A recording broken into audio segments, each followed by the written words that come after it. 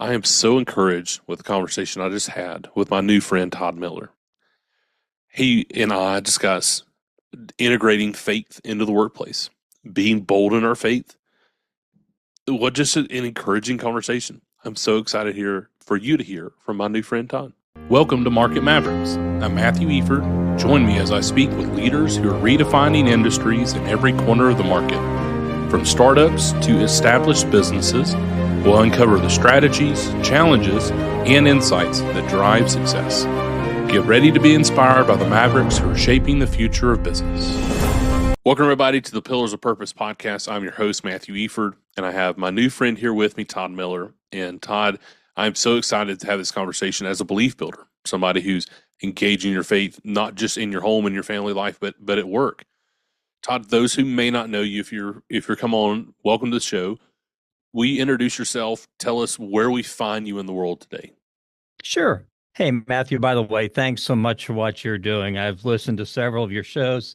I think it's awesome, and what an encouragement for folks out there who are trying to be a little something different in the marketplace. So, Thank you very much.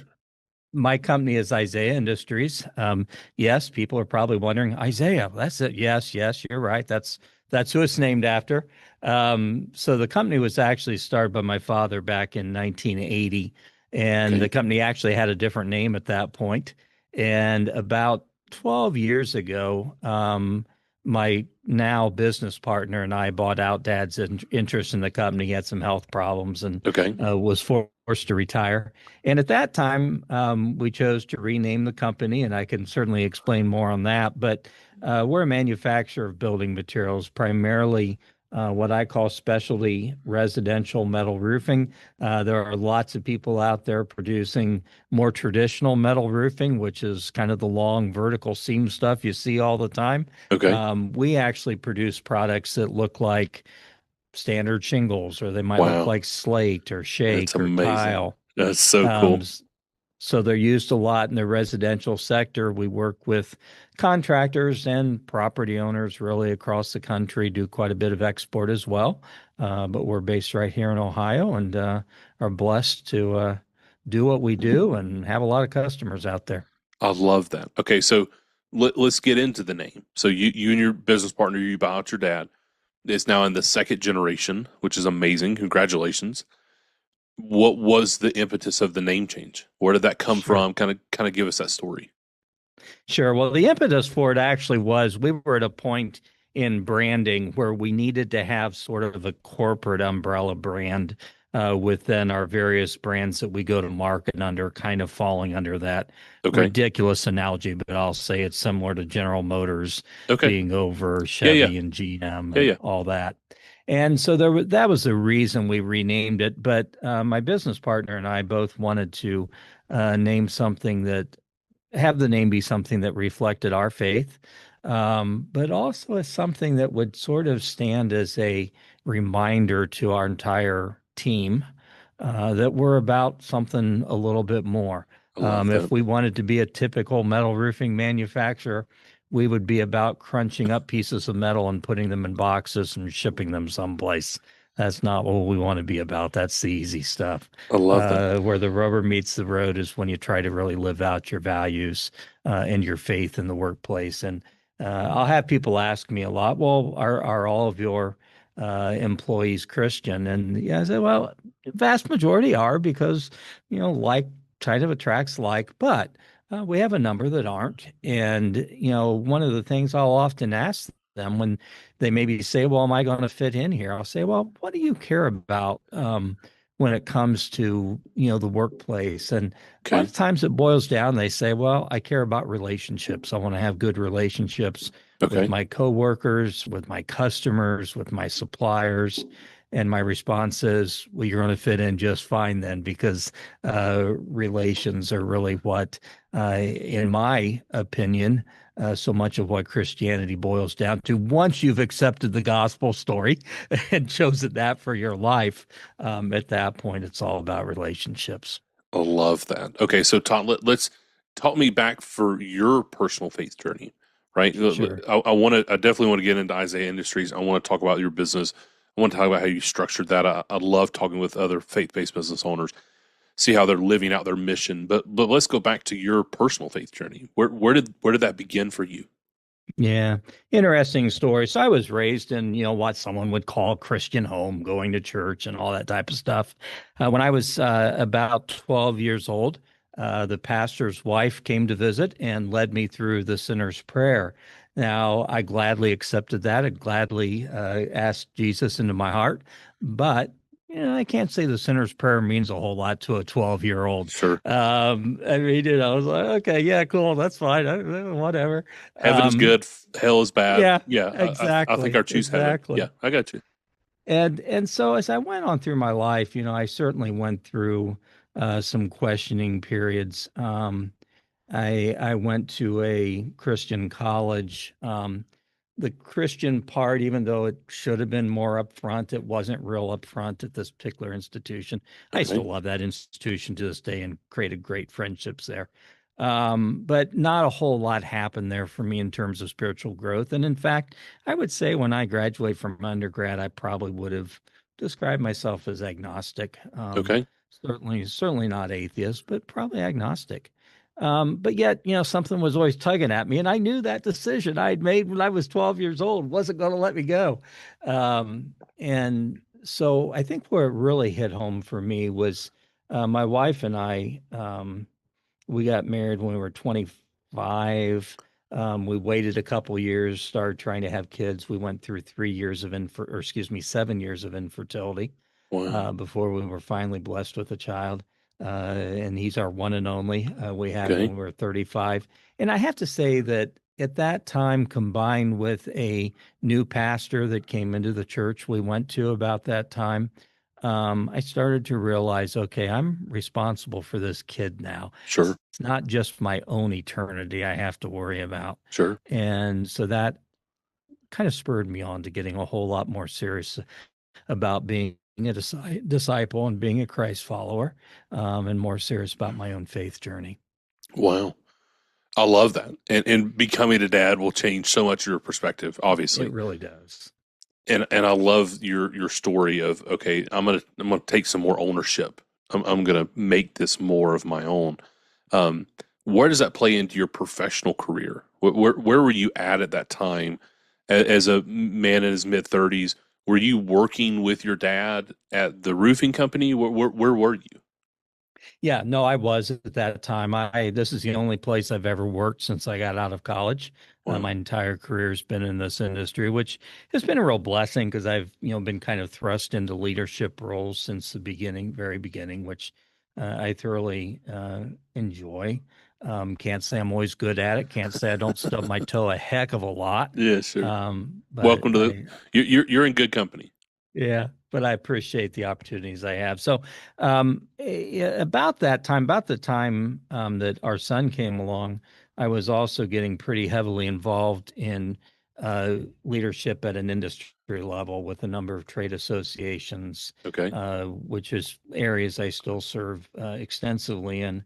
Um, but along that line, then I started meeting some guys who kind of started building into my life and starting to teach me and mentor me a bit and tell me a Wow. little bit about what this really means to live out your faith through the workplace. And one of the things I think that kind of hit my business partner and I a few years later when we were bought out dad's interest in the business was so many people tend to try to silo, okay, this is my family life, this is my business life, this is Sure. my church life, this is my community life. And I just couldn't live that way. It all needed to be very Sure. cohesive Sure. and in one thing. And so that was again, when we came up with this opportunity or this need really to develop a new name for the company. We went through some effort and a lot of prayer, a lot of consideration with a few of our key team members in choosing the Isaiah name. And really, we chose the Isaiah name, just because there's so much beautiful imagery and scripture in the book of Isaiah. But Sure. there's a couple of passages. So Isaiah 56:1 talks about being just and fair to all, says the Lord. do what is right, do what is good, because I'm coming soon to rescue you. Amen. And we saw that as, that's our calling in the marketplace. We're going to do what's right and fair and just. Wow. And that's our calling in the marketplace. And so that becomes sort of a primary litmus test for everything that we do as a company. Does Sure. it fit that criteria or not? And then, there's some other imagery. I think it's in chapter 43, but it talks about, being a stream in the desert and Okay. bringing a path in the wasteland, or I always forget the exact words, but it's that idea of being something different. And as we looked at the marketplace in general, we saw it as being sort of a desert, sort of parched and hungry for the word. And so we wanted to be the ones that could stand out there and talk boldly, unabashedly about our faith. And it's interesting having Isaiah as the name. Certainly, that was something that we were able to do easily, not something that probably most businesses could do, but it opens a lot of doors. I mean, you're sitting Sure. on a plane next to a guy and you tell him you work at Isaiah Industries, and eyebrow goes up. Where'd that come from? I've And heard that name before. suddenly you're in a conversation. I love that. What a cool um, calling card, right? To be able to share. Right. So when you look at your business, it sounds like you're quite intentional about integrating your faith in your work. You talked about the silos. Where have you found, if you look back over your career, what advice would you give yourself to either do that better, to integrate it quicker? Give our audience, we've got a lot of business owners that listen to this. We got a lot of faith-based business owners. Not everyone Hmm. is, but a lot of them are that listen to this. And they're saying, hey, Todd, I'm with you. I want that to be known about my business. What advice would you have there of really integrating as a man of faith, bringing that into the workplace, specifically into your business? I think not being afraid to be pretty bold is a big chunk of it. I really do. Okay. I think a lot of people, and I'll tell you, it did my heart nothing but good. I saw one of our competitors has started to be out there a little bit more with their faith and Wow. putting some scripture on their website and things. And Yeah, cool. that did my heart well. So I think that would be the big thing, would be being don't be afraid to be bold. So I do think so. what does that Go ahead. look like? What is being bold Yeah. within your business? What does that look like? Well, I was going to give one example. So one of the things I'll sometimes see people kind of twist and turn when they're trying to run a Christian faith-based business, whatever you want to call it, is how they treat their team members. And Sure. what I'll often hear is this saying, "Well, I'm doing the right thing for them by, freeing their future up or trying to help them, you know, basically getting rid of them because they're not fitting in here." And Okay. and I'm not arguing that sometimes that's where you end up. And I'm not arguing that probably I am far too slow sometimes in pulling that trigger. But my thought on that is our calling is to try to walk people through those difficult times in their lives, Okay. because we never know when that difficult time is going to hit us, whether it's personal relationships, illness, just turmoil, just questioning. And so our first calling, I think, as a company, and where we try to always operate from is, if someone's struggling, we're going to try to walk them through it, Yeah. rather than just cut bait and fish or whatever that old saying is. Yeah, sure. No, I like that a lot. You're seeing the value in the human side, the Right. person side, the soul side of your employees, not just the output as a business owner. Um, Right. I mean, the problem is, the reality is, if you're a Christian company and you let go of somebody, I don't care how gently in your mind you think you did it. The thing that's stuck in their mind is, oh, they call themselves Christian and that they fired me. sure. And that's what's stuck in their mind for the rest of their life. And that's what they're telling friends and relatives and everything. So it's a heavy mantle. Once you decide you're going to be out there bold with your faith, I think it's essential mantle. I think it's something that every Christian should feel emboldened and passionate to do. But it's a heavy mantle. It's not always easy. Yeah, no, that's a fantastic point as a reminder that we are called into this new kind of leadership position within our Right. organizations as men and women of faith to lead as such.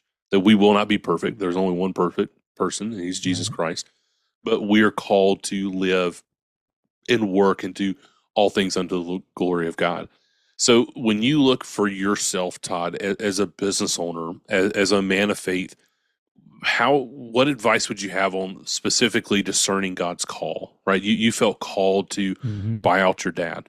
You felt called to change the name of the business. You Yeah. felt called to allow some employees to have additional chances that maybe normally they wouldn't have. What does that look like in your life? What kind of advice would you give to us? It's certainly part of your everyday prayer life. And that's something that even when we are looking for new team members, I don't typically go out in the traditional ways of looking for new team members. Okay, Part of my tell prayer me more. life, Yeah, tell me part of more. my prayer life becomes, hey, Lord, bring me the people I need when I need them and give me the wisdom to recognize them. Cool. I And like that. it may be that guy pumping gas next to me at the gas station. I don't know.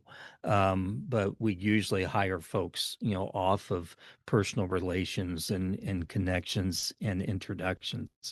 I think as far as discernment, I think a lot of it is prayer. I think a lot of it is, talking to those mentors and people in your life, talking to your spouse. I think some business owners try to leave their spouses out of things sometimes, just because they don't want to bother with them. No, I don't want to give them those headaches. But God yoked you two together for a reason, and so Amen to talking to that. your spouse, I think is important. But I guess for me, I've also found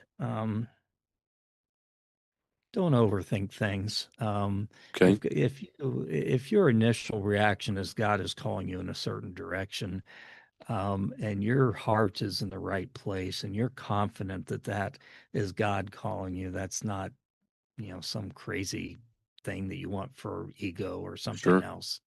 I think that's the way to go. I remember once, I won't go into a lot of details, but I knew a gentleman who had lost his job, working someplace else. Actually, he worked for a church, um, and I didn't know what the story was, but I knew immediately God was telling me to play a role in this gentleman's life. And for many years, I was blessed. I think I did play a role. He came on to work with us and had a Wow. great relationship, still a good friend to these days. And, one of the things that's interesting on his story is in the midst of having lost his job at the other place, he and his wife were in the midst of adopting from China. And without his job, the adoption was going to, that was the end Sure. of it. It wasn't Yeah, going to sure. happen.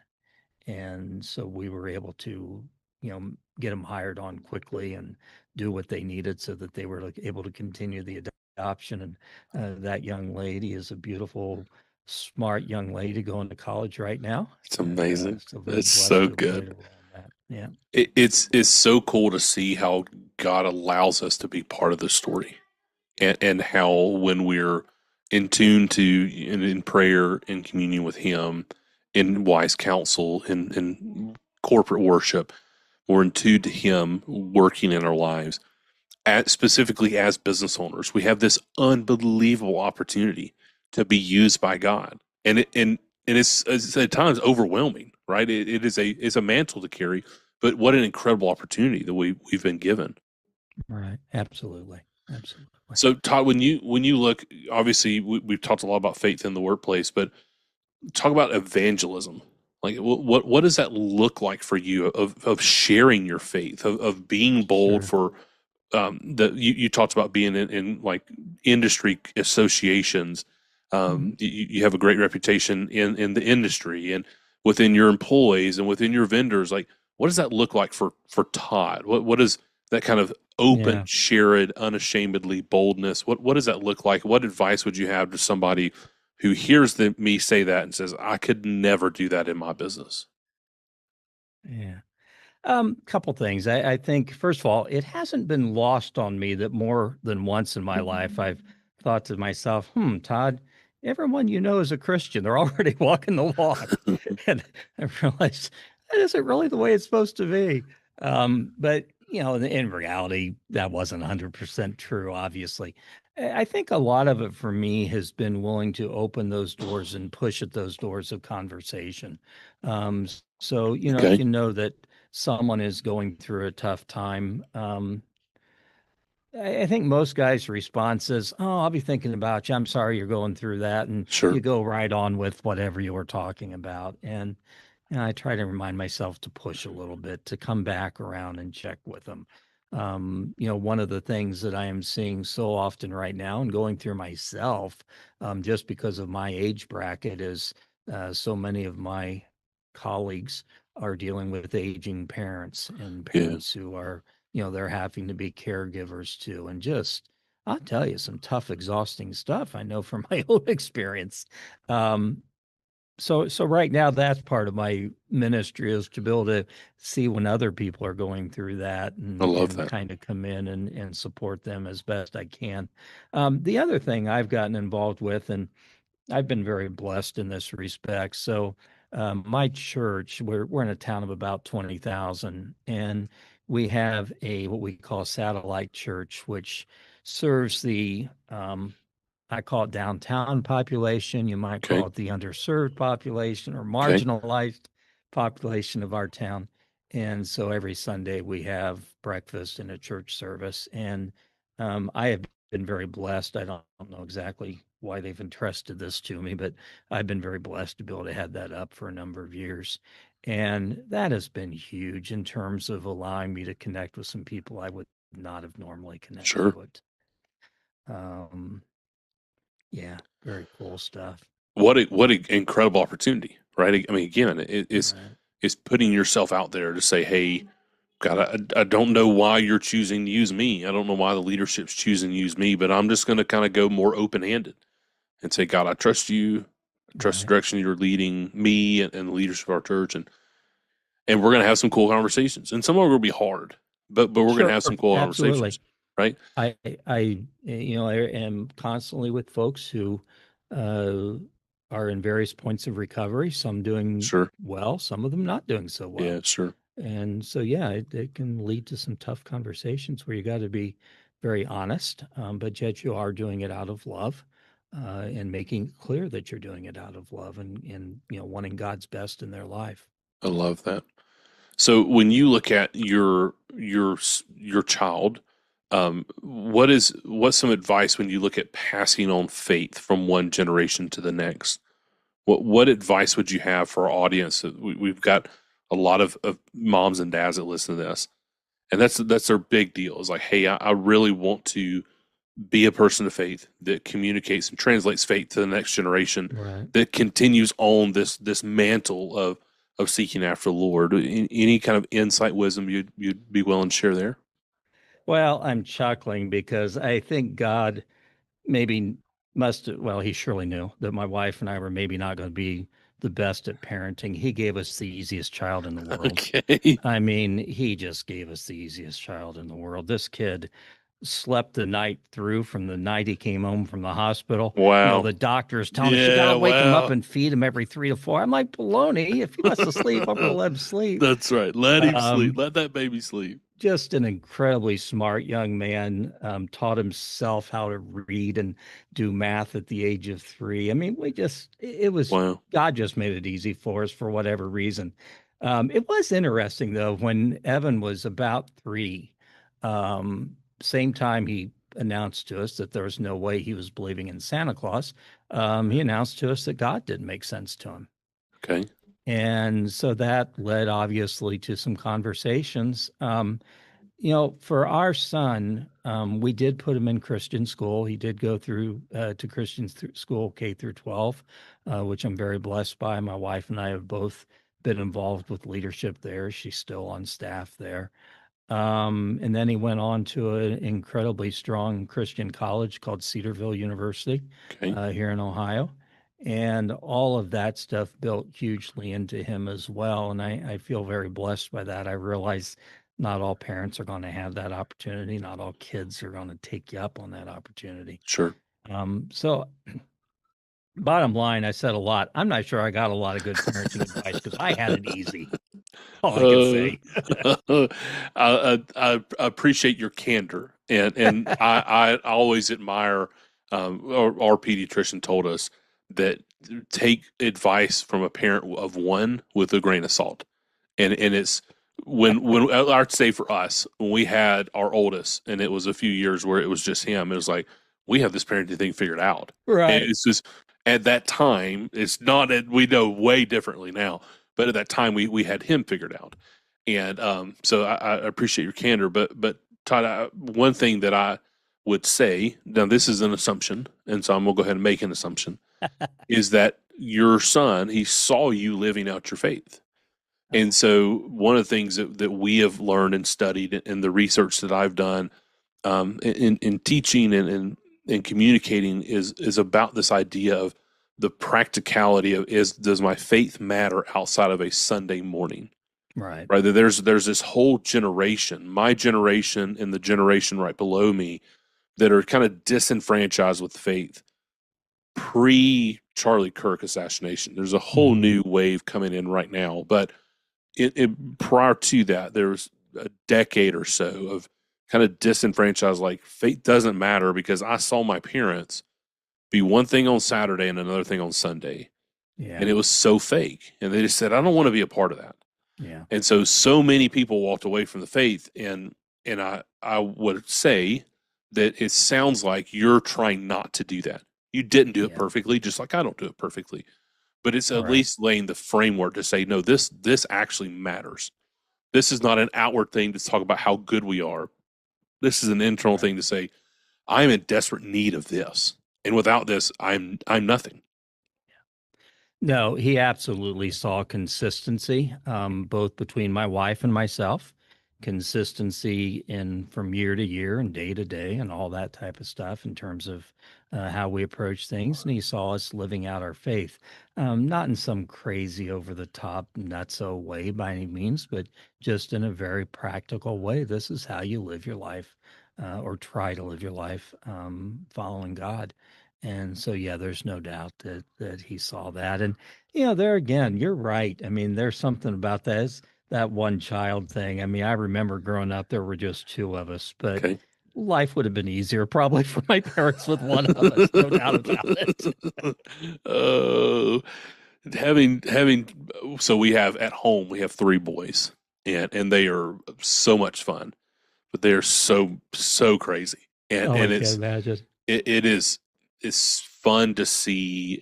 I have an older brother, and he and I and my cousin were all very close in age and spent a ton of time together growing up. And you would put the three of us together, and we would just get into mischief, and we weren't intentionally trying to. But it's funny that my three boys at home they get into mischief, and so it's cool it will be cool to see what the Lord does with that Oh, beyond absolutely. just breaking my wife and I. But is your son? Does he work in the business? He does not. Okay. He followed in his mom's footsteps. She was a, computer programmer, and he kind of grew up sitting on her lap watching her code and stuff, I think. Wow. And so yeah, he graduated in computer engineering and works for a software company over Uh, in Columbus. So that's amazing. That's so yeah. cool.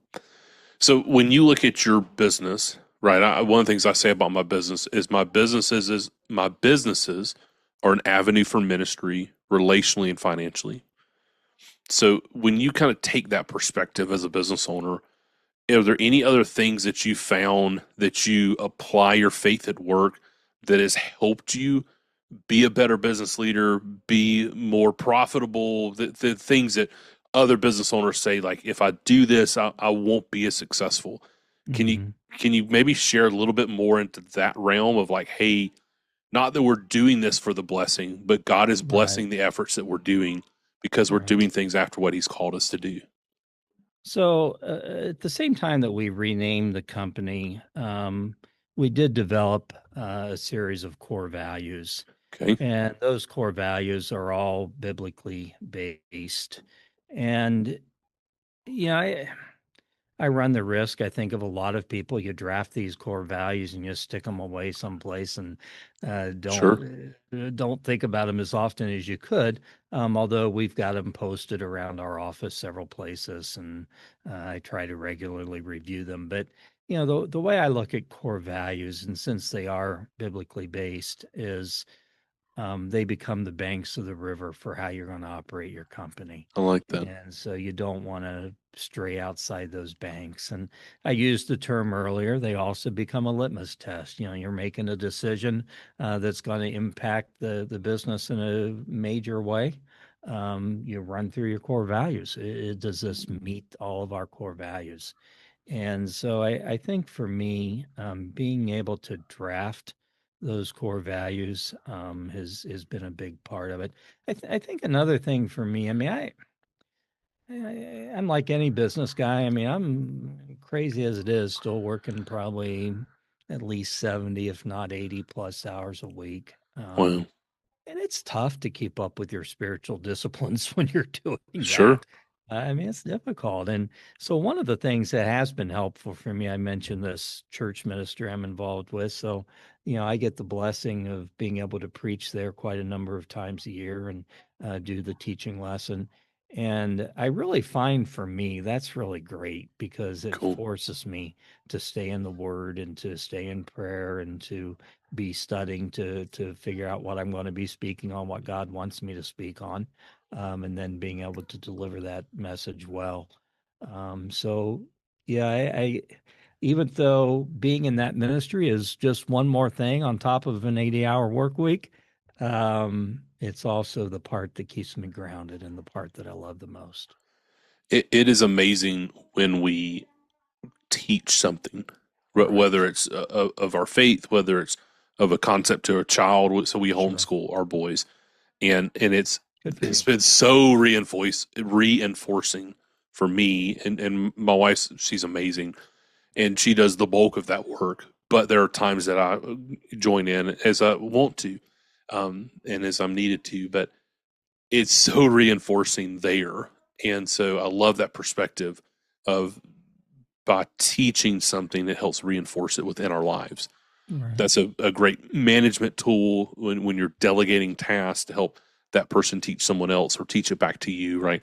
There's a lot of truth that can be shared there. Todd, thank you for your time. Thank you for sharing with our community, with our audience. As we're kind of coming to the end of our time, I want to be respectful of it. So I want to make sure we end within our allotted time. When you look back over your past decade, I'd love to kind of close with this idea. Is there some advice if you could go back 10 years ago and give to Todd, younger Todd? What would that be? Well, first of all, Matthew, I want to thank you. I'm very humbled by the opportunity to be on here. So thank you, and thank you for what you're doing. I think it really is to have an open and soft heart. Okay, I think when I was coming out of undergrad, and I mentioned that agnostic period, and that was not a flip of the light switch to get me out of that. sure. But I think that I did have a pretty hardened heart. Okay, And I think having a soft and open heart.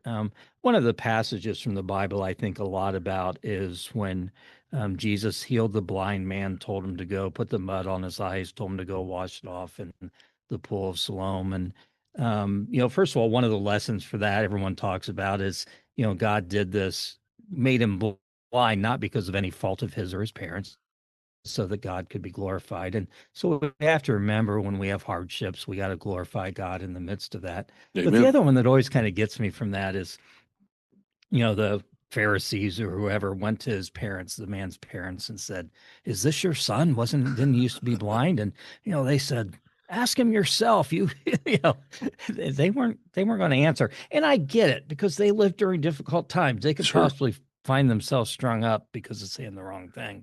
But out of that, I realized the importance of being bold with our faith and being bold with telling those stories. One thing I'd probably do is have done a better job of keeping track of the stories where God has interceded Okay. in my life. Okay. I think sometimes when you're young, you think, well, I'm just going to remember all these things, just like remembering all those milestones in your kid's life. Sure. Yeah, forget about it. You're not going to remember all that stuff.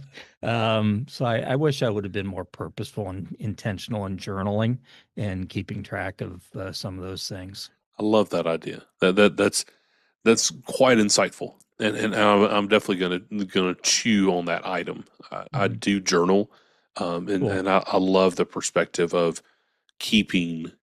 Maybe for me, I don't know what this will turn into, but maybe a specific journal of just kind of answered prayers and just seeing God Awesome. intercede on behalf. And I like that a lot. Todd, thank you for sharing that. All right, Todd. So if somebody wants to get in touch with you, please don't give up your cell phone number. But if they wanted to know more, if they're interested in your incredible roofing materials, how do they get in touch with you? Sure, absolutely. I'm pretty easy to find on LinkedIn. Just search Todd Miller, metal roofing nerd or metal roofing geek or something. You're going to find me. I can also be emailed real easily at Todd, Todd, at asktoddmiller.com. That's a website I have where I answer questions about roofing and whatever I love anyone it. wants to ask me. So, That's fantastic. Well, brother, thank you for being here. Thank you for what you're doing. Thank you for the way that you're leading. Thank you for the way that you're investing in your team, in your community, and thank you for investing in our community here. Thank you, everybody, for joining us today on Belief Builders. We'll see you soon. Thank you for joining us on this episode of Market Mavericks. We hope you're walking away inspired and ready to take your own adventure to the next level. Don't forget to follow the show to keep up with our latest episodes. And if you enjoyed today's conversation, make sure to subscribe, share it with others who could benefit. And hey, if you know a market maverick who has a story that needs to be heard, please drop their name in the comments. We would love to bring their insights to the show. Until next time, keep pushing boundaries and leading with purpose.